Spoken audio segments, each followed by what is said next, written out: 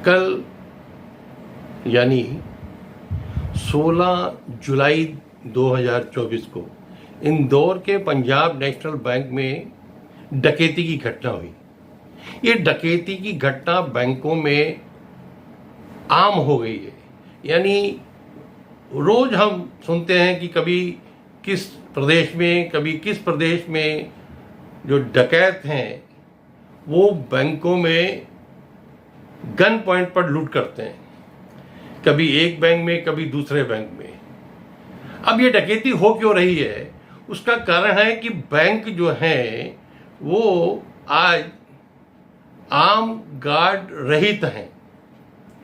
यानी बैंकों में जहां हर बैंक के बाहर एक सशस्त्र आम गार्ड रहता था, जो कि बैंकों का एक परमानेंट एम्प्लॉय रहता था, वो बैंक के सुरक्षा के लिए तैनात रहता था। लेकिन अभी बैंकों ने जो आर्म गार्ड हैं उनकी जो पद है वो समाप्त कर दिया है। बैंकों का कहना है कि भाई हमें गार्ड की जरूरत नहीं है, और जहां जरूरत है तो वो आउटसोर्स है, यानी एजेंसी के थ्रू वो गार्ड्स मंगवाते हैं जो कि गार्ड नहीं है। वो बेसिकली एक, आप उसको कह सकते हैं कि चौकीदार है वो।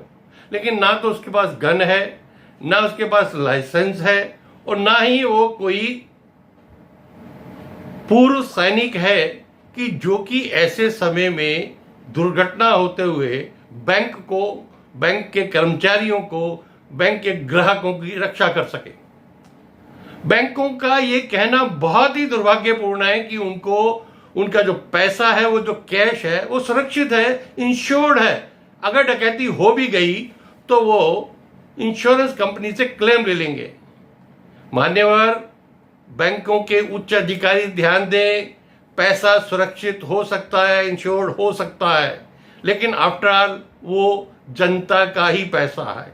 दूसरा, यदि कर्मचारी या ग्राहक इस डकैती में दुर्घटनाग्रस्त होते हैं तो उसका कंपनसेशन कौन देगा?